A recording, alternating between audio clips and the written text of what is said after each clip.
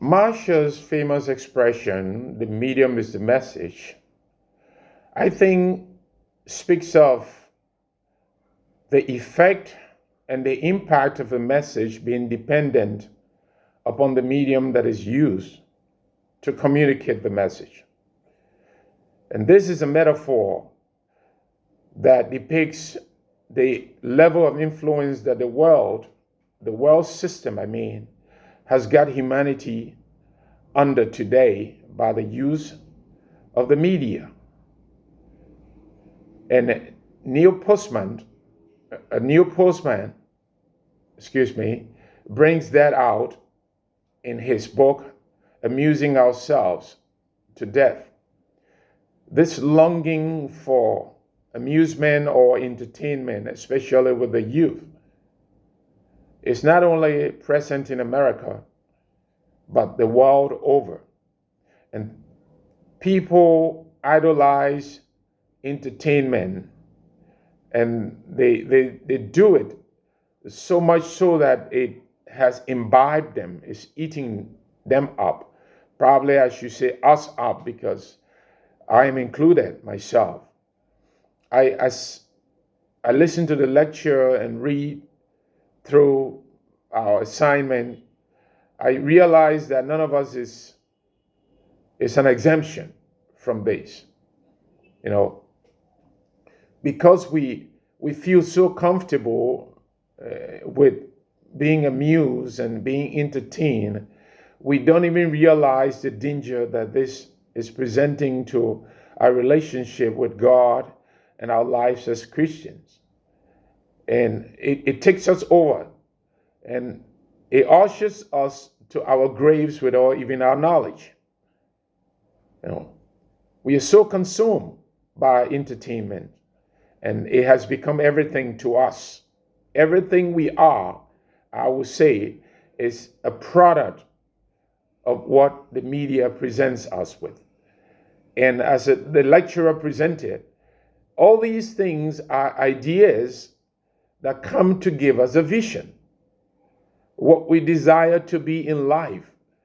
You check it critically, it must have come from an inspiration we got from what we saw on TV, or celebrities we heard speak and how people heal them. It comes from these things. And interestingly, this concern was raised many years ago by Aldous Huxley, who said that the time was going to come when technology will undo the capacity of humanity to think.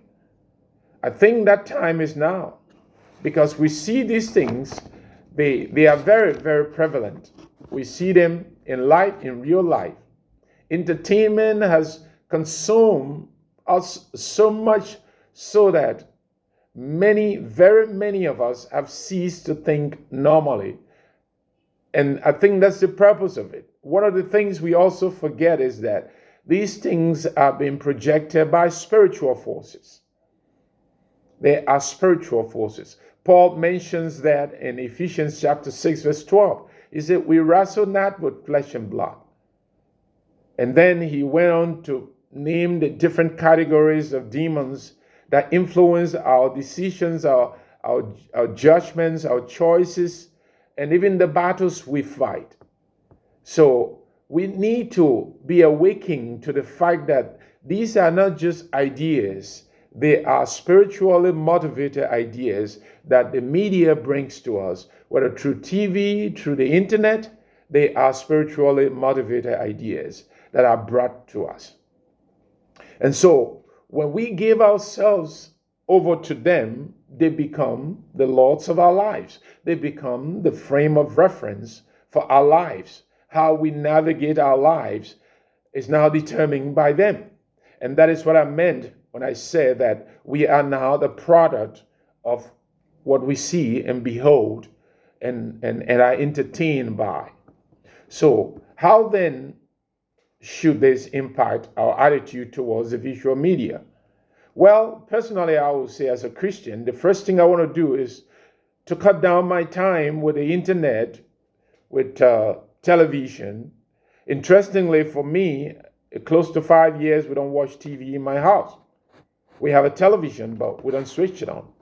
I came up with that decision because I noticed that there were things my wife was watching which I knew would affect our daughter.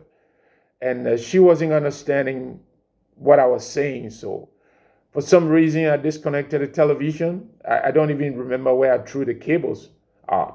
So the TV is there, but for about 5 years now, we haven't switched it on. The next thing I want to do as a Christian is to look for Christ in whatever I will watch or hear or listen to. If I can't find Christ, if I can't find anything there that will enhance my relationship with God or my walk with God, my spiritual walk, my impact on society as a Christian, then I don't want to watch it.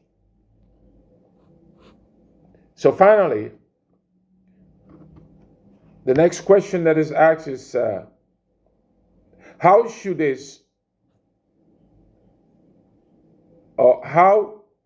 our Christian conviction, in particular, our view of God's written revelation, shape our attitude? Well, again, what I want to do as a Christian is to give diligence to studying the Word of God and setting it apart in my heart. As Peter said in 1 Peter chapter 3, verse 15, handling it, keeping it in a compartment of my life, that it will be my frame of reference instead of what the media gives me. I want to give diligence to meditation upon what I study so that it will become the frame of reference for my life instead of what the media gives me. I want the Word of God to be the frame of reference for my life. And the only way that can happen is unless I give diligence to studying and meditating upon the Word of God.